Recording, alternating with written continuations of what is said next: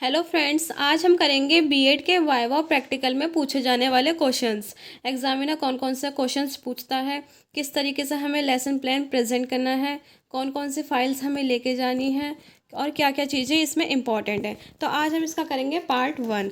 Part 2 में हम करेंगे कौन कौन से वो इम्पोर्टेंट फुल फॉर्म पूछते हैं।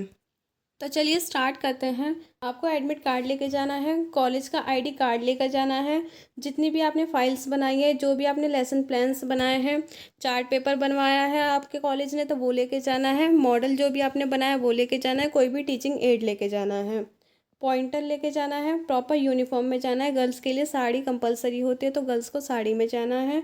प्रॉपर एंड क्लियर वॉइस, आपकी वॉइस एकदम प्रॉपर होनी चाहिए।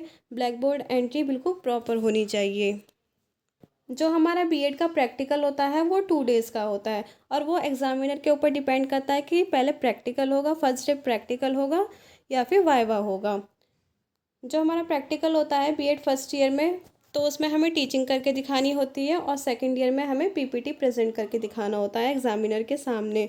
वाइवा जो होता है हमारा, उसमें लेसन प्लान से रिलेटेड क्वेश्चंस होते हैं, जो भी आपने फाइल्स बनाई है उससे रिलेटेड क्वेश्चंस होते हैं, चार्ट पेपर और मॉडल से रिलेटेड क्वेश्चंस होते हैं। जितने भी आपके क्वेश्चंस होते हैं वो आपके बीएड के सिलेबस से ही रिलेटेड होते हैं। तो इसमें आपके सब्जेक्ट का नेम पूछ सकते हैं, हिंदी और इंग्लिश दोनों में पूछ सकते हैं। आपने कितनी फाइल्स बनाई है, फाइल्स के नाम पूछ सकते हैं आपसे, हिंदी और इंग्लिश दोनों में। किस सब्जेक्ट की कौन सी फाइल्स हैं, कौन सी फाइल में कौन सा टॉपिक है, किस शिक्षक की कौन सी फाइल्स हैं, कोर कोर्स सीसी कोर्स कौन से हैं आपके, पेडागोजी कोर्स पीसी कौन से हैं, प्रिंसिपल का नेम पूछ सकते हैं, एचओडी का नेम पूछ सकते हैं आपसे, वो कॉलेज का नेम पूछ सकते हैं और उसका कोड भी पूछ सकते हैं। और ये भी पूछ सकते हैं कि फर्स्ट एंड सेकंड लेक्चर आपका किस सब्जेक्ट का होता है, कौन सी टीचर लेती हैं।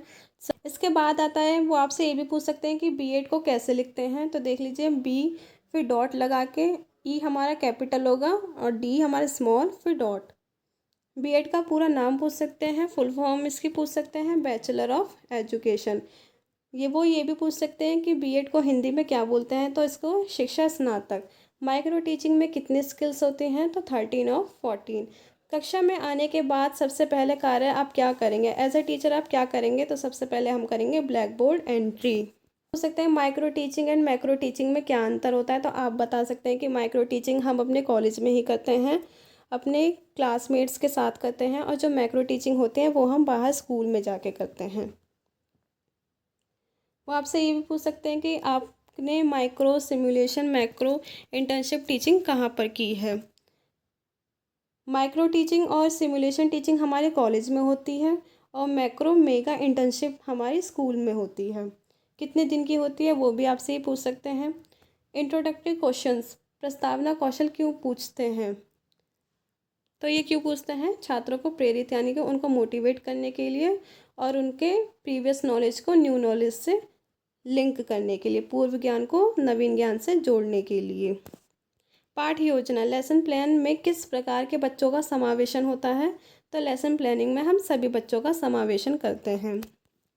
आपकी फाइल से रिलेटेड वो क्वेश्चंस पूछ सकते हैं, फाइल का नेम, उसका कोड पूछ सकते हैं, शिक्षक का नाम पूछ सकते हैं, फुल फॉर्म आपसे पूछ सकते हैं, टीएलएम और इसका प्रयोग क्यों करते हैं वो पूछ सकते हैं।